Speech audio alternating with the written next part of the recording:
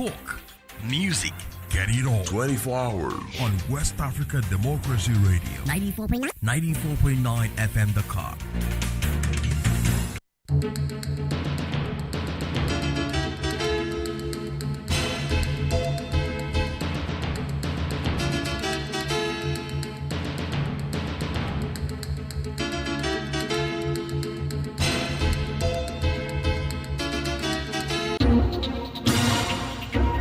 WADR, promoting dialogue. It's 6 p.m. in Dakar, 7 o'clock in Abuja. Good evening and welcome to Newslink on West Africa Democracy Radio, broadcasting on 94.9 FM and around the world at wadr.org. Welcome to Newslink. Here are the top stories. Burkina Faso rejects U.S. deportee proposal as Washington suspends visa services. IEC confirms December 5, 2026 for the Gambia's presidential election. The Commission will conduct presidential election on the 5th December 2026. National Assembly elections on 10th April 2027. Election of mayors and chairpersons on the 26th June 2027.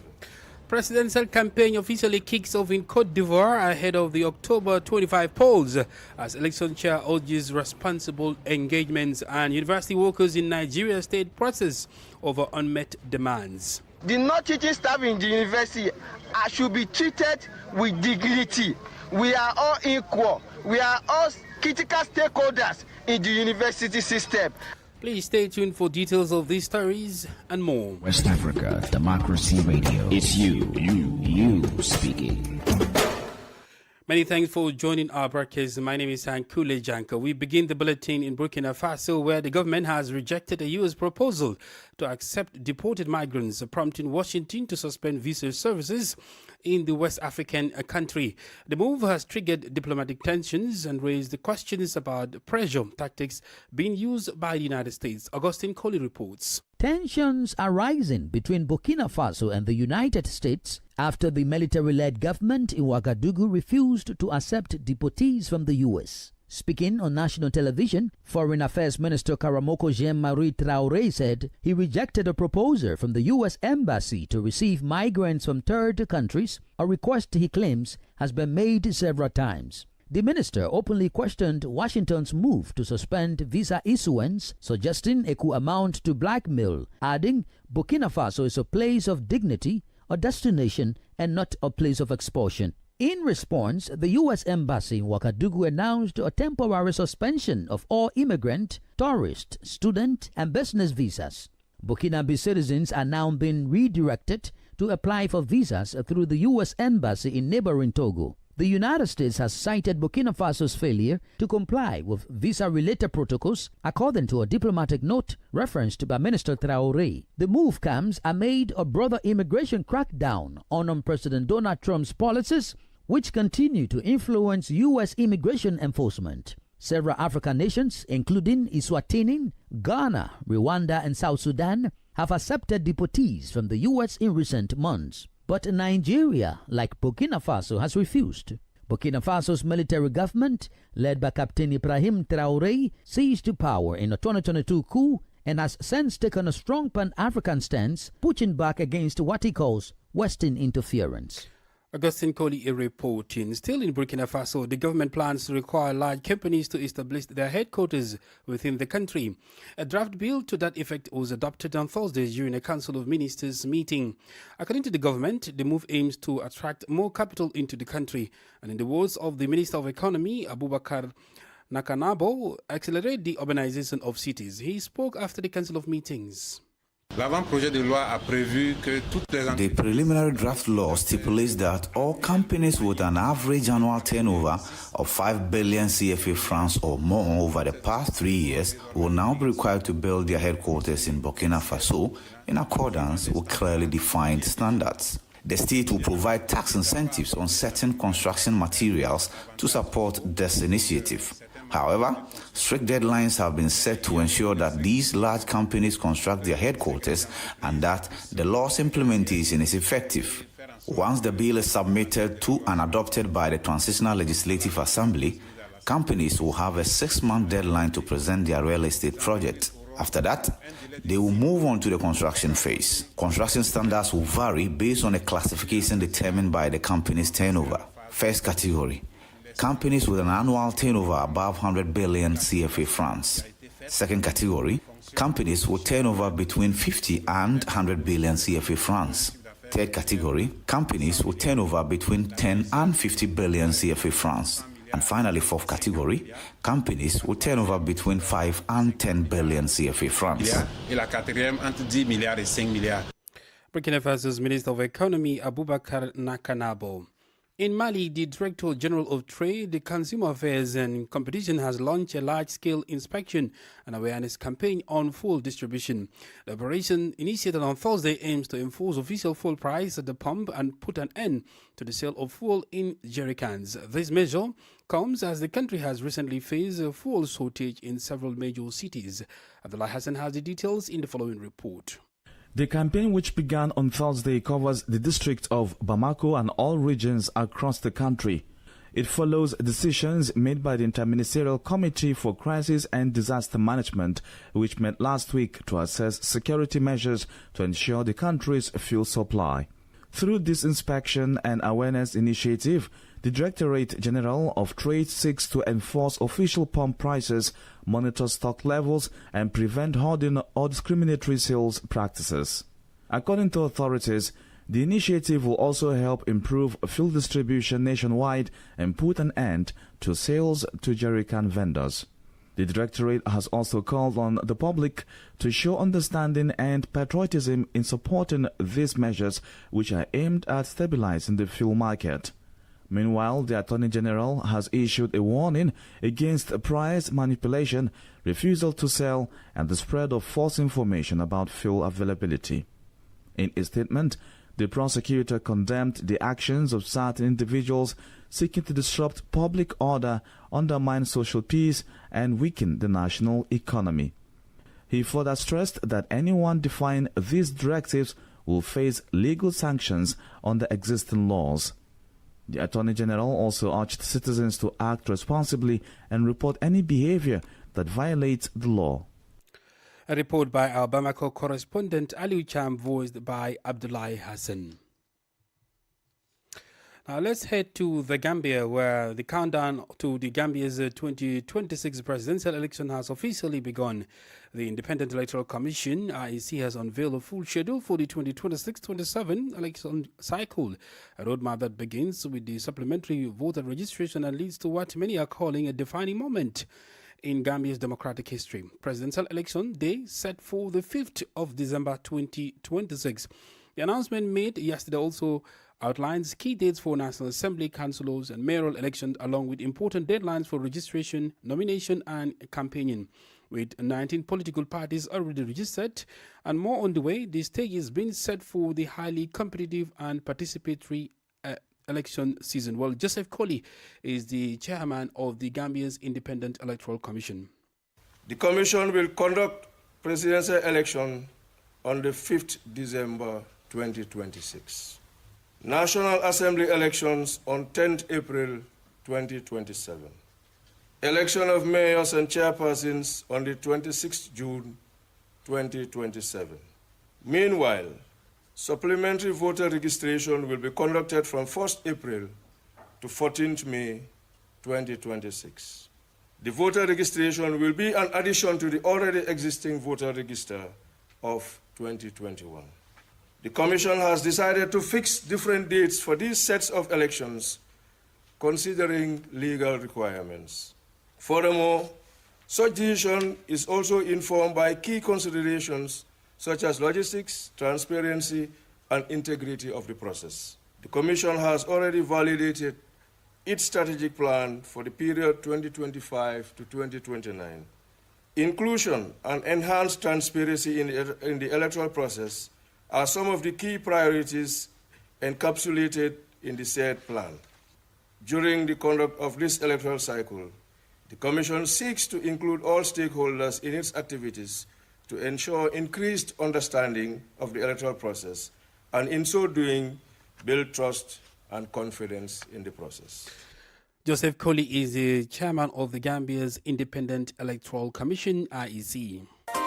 More stories coming up on West Africa Democracy Radio. Newslink continues.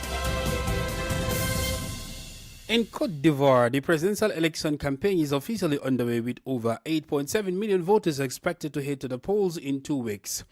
The Independent Electoral Commission IEC has urged candidates to campaign respectfully and in strict compliance with the rules while calling on voters to act responsibly to ensure a peaceful and credible election. The IEC President Ibrahim Coulibaly Kulbat assured that all measures have been put in place for a fair, secure and transparent process nationwide. Candidate, je vous invite donc. Candidates, I invite you on the occasion of this exercise to show restraint and courtesy in each of your public statements. The quality of your speech, the relevance of your proposals, and nobility of your commitment. Your campaign will only be effective if it is conducted with respect and courtesy towards your fellow candidates. It will only be fruitful if it is carried out with respect for the voters and the population in general. During these 2 weeks, each of you engaged in this competition may therefore campaign in strict compliance with the rules of the game as prescribed by the Electoral Code. Dear fellow citizens, as you can see, we are entering the final phase of the process to elect the President of the Republic. The campaign must take place in an atmosphere of calm, dialogue, and mutual listening.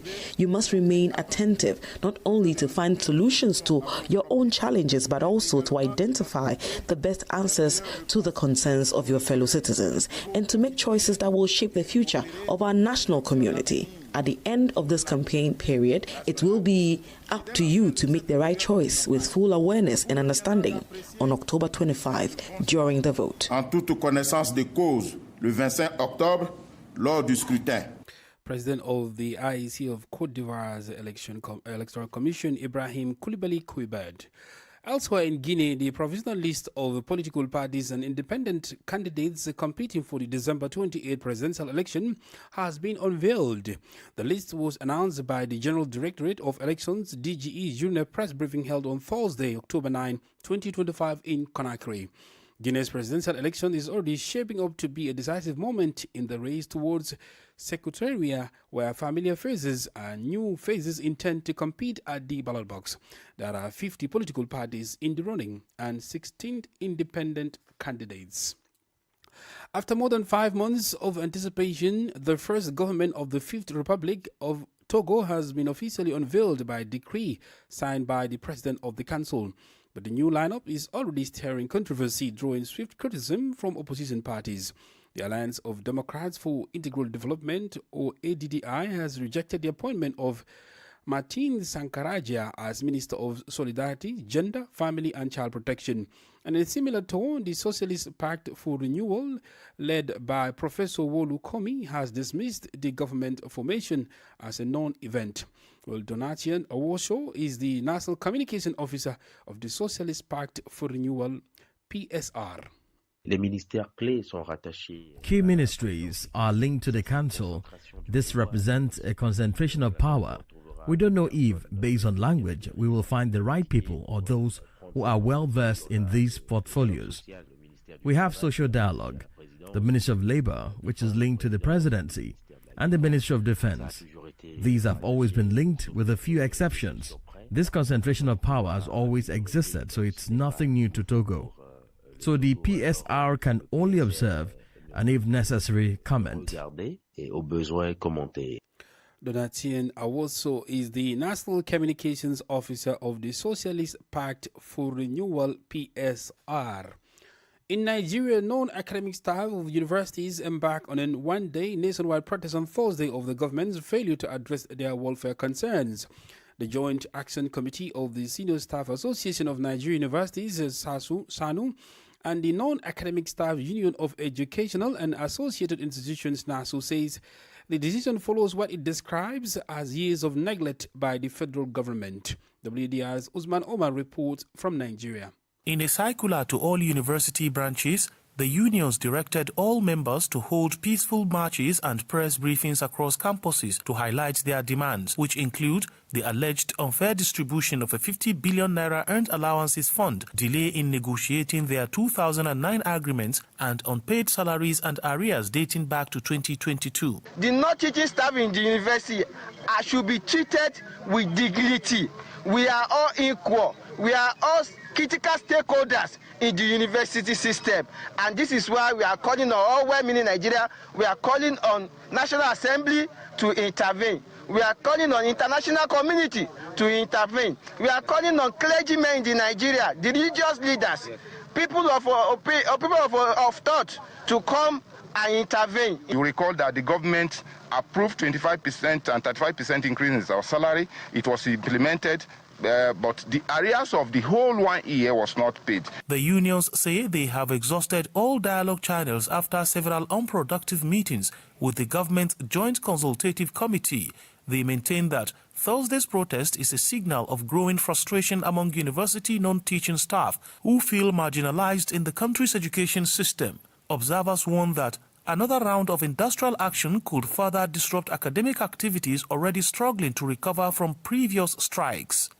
For Newslink on West Africa Democracy Radio, Usman Umar reporting from Abuja. You're listening to Newslink on West Africa Democracy Radio 94.9 FM Dakar, broadcasting from the Senegalese capital. Here is a reminder of our top stories. Burkina Faso rejects U.S. deportee proposal as Washington suspends visa services. IEC confirms December 5, 2026 for the Gambia's presidential election. Presidential campaign officially kicks off in Côte d'Ivoire ahead of the October 25 polls as election chair urges responsible engagements. And university workers in Nigeria stage protests over unmet demands. Still ahead in the news, we have guest interview and sports news. Please stay with us. Fresh and breaking news all the time. Hear it first as the news breaks, only on West Africa Democracy Radio. Newslink continues.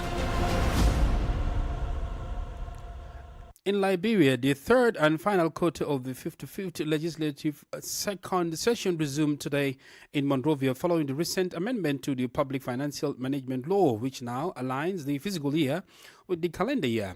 Opening the session, House Speaker Richard Kuhn called for unity among lawmakers and urged a timely review of the national budget.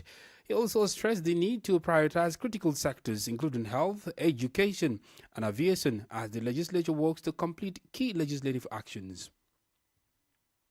One of our proudest achievements this year is the ongoing completion and refurbishment of the main chamber of the House of Representatives. This project, long overdue, is not merely about optics, it is a testimony to our commitment to restore dignity, honor, and pride to the proposed house. Once completed, it will stand as a symbol of the molding, functional, and accountable legislature as we aspire to build. Here, we must lead by example. I therefore remind all colleagues to carry the full completion of the legislative license plate on their official vehicle. This is the same form, but it speaks volumes about our respect for institutional order and help avoid unnecessary embarrassment with strict security parameters. Similarly, I want to call on the committee review current rules of the House to act swiftly, present the first draft of that proposed resolution to plenary during our next sitting. These reforms are vital if we are to modernize our legislative procedures and align our internal processes with best practice. Let me take this moment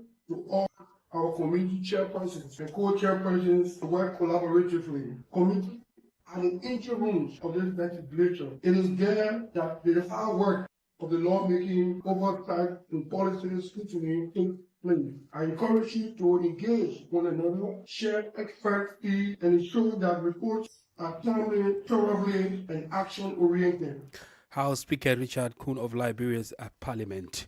Now, let's now turn our attention to Ghana, where widespread news reports from U.S. indicate that the Department of Homeland Security plans to deport Kilma Abrego Garcia to the country. Recently, the government of Ghana go heavily criticized agreeing to accept some West African nationals deported from the U.S. Now, the dictator tells us more in this report. Abrego Garcia, a Salvadoran national who had been living in Maryland, was previously and wrongly deported to El Salvador despite a 2019 court order barring his removal due to fears of persecution. He was later brought back to the U.S. to face human smuggling charges in Tennessee, to which he had pleaded not guilty. Department of Homeland Security earlier considered deporting him to Eswatini or Uganda. His lawyer, Simon Sandoval Moschenberg, after a court hearing earlier in the week, criticized the plans to deport him to a third country as punitive. At this point, it is crystal clear what we all knew from the beginning, which is two things. One, the decision to try to send Mr. Abrego Garcia across the Atlantic Ocean to seemingly random African countries when he's already received an offer of refugee status in Costa Rica is purely punitive. That's not permissible. The government does certainly have discretion when it comes to the choice of third country removals, but they can't do it in a punitive manner.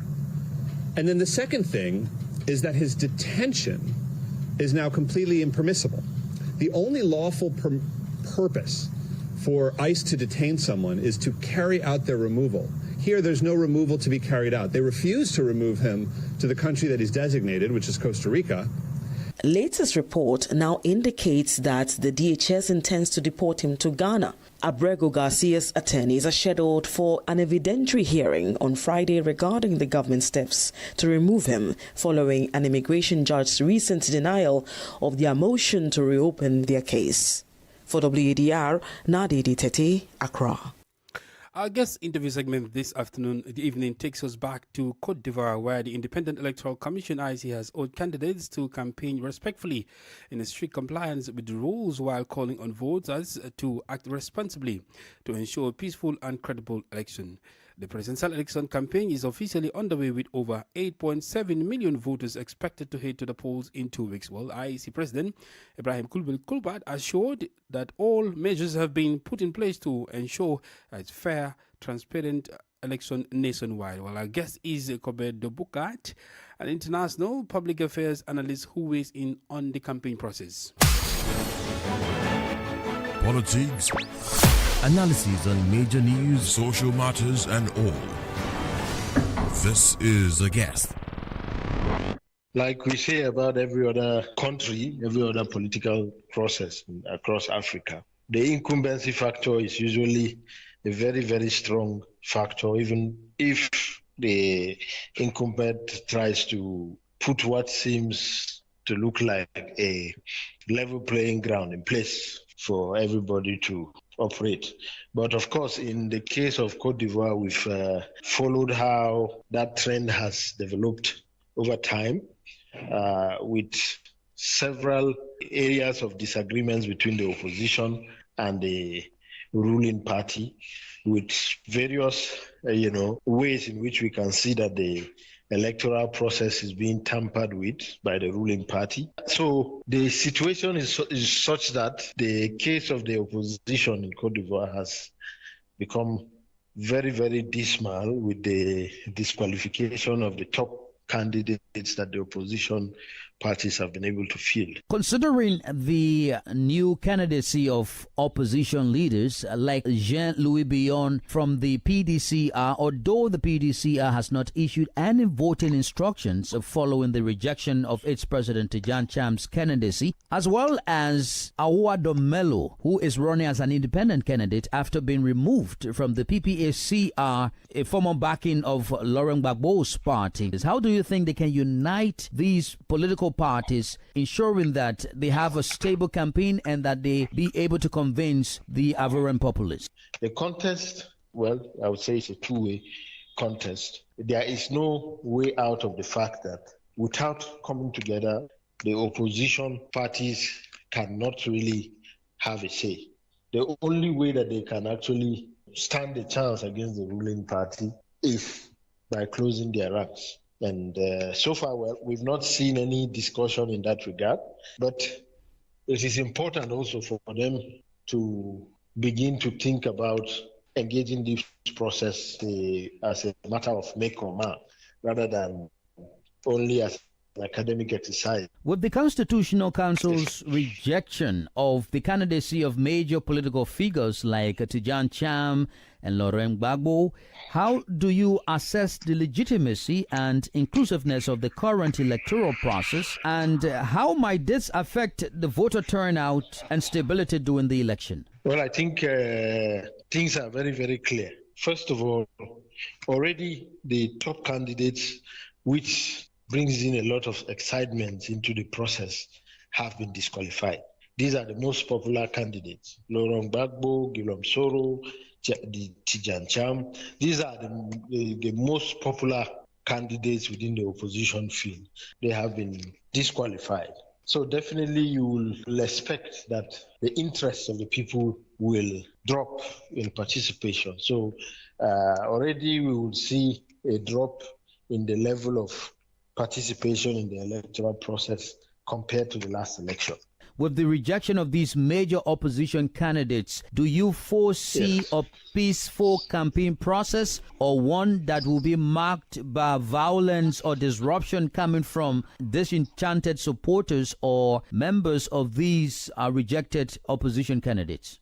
Well, there is a potential for violence and disruptive electioneering, but I don't see any citizen going out of its way, to put their feet down and say, no, we cannot accept this. Why? Because already the major opposition figures have been disqualified. And these are the people that galvanize a very large section of the population.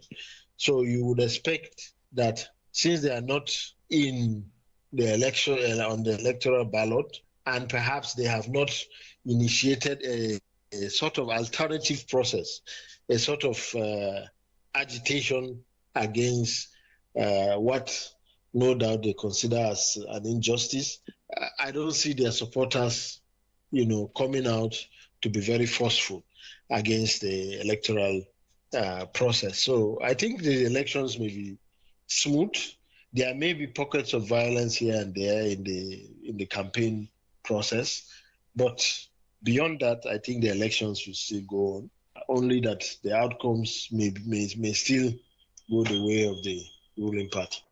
Well, that was our guest, Kopeb Dakpatu, an international public affairs analyst, who was talking about the Ivory Coast election. Well, in sports, let me give you some updates about the World Cup qualifiers in Africa. There are some very, very, very interesting results so far already, because the likes of Senegal were triumphant. Senegal actually beat South Sudan 5-0 tonight with the likes of Sadio Mane on the score sheet. Sudan and Mauritania were a goalless draw, and Togo and DR Congo also beat Togo 1-0. Lesotho were beaten by Nigeria 2-1. I'm not sure how much that result is going to benefit Nigeria actually, but Rwanda were beaten by Benin. That is very, very important, because in that group now, South Africa were held to a goalless draw against Rwanda. This means now Benin tops that group, and if they are able to avoid a defeat in their final game, they could possibly be in the World Cup in USA and Mexico. We've come to the end of this edition of Newslink from West Africa Democracy Radio, broadcasting from Dakar, Senegal. Thank you for listening, and many thanks to Mustafa Sek and Maudo Juf for the technical assistance. Do interact with us via our social media platforms, X, formerly Twitter and Instagram at WDR News, and on Facebook, West Africa Democracy Radio English Service. Coming up is WDR's security program in the Sahel with Abdullah Hassan. I am Sankula Janko. Good evening. And many thanks to you for listening to Newslink via Hot 104.3 FM, Newmi FM 94.0, Hilltop Radio 104.7 FM, and Veritas Radio 102.9 in Banjul, the Gambia. We also appreciate our listeners in Liberia via Alternative Youth Radio 98.9 FM, Lofa County, Radio Kagama 94.5 FM, Niba County, DCN Radio 91.3 FM, FM, Riverside County. Wakat FM Radio, Baga, Liberia. Radio Gulf FM 91.3 Sierra Leone in Nigeria, and Love 104.5 FM Abuja. For you listening via Radio Pad 95.1 Damango, Savannah region, and on Royals FM 104.7 Wenchi, Ghana, we say a big thank you. Remember, West Africa Democracy Radio is all about you, your views, and your opinions.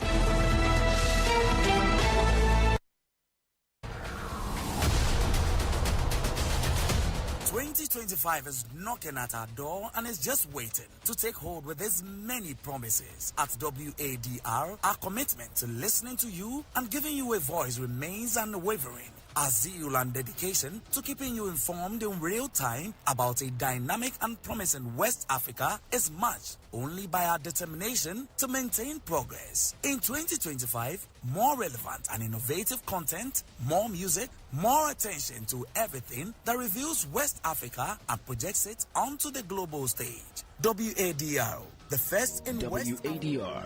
You can listen to us on 94.9 FM in Dakar through our website www.wadr.org.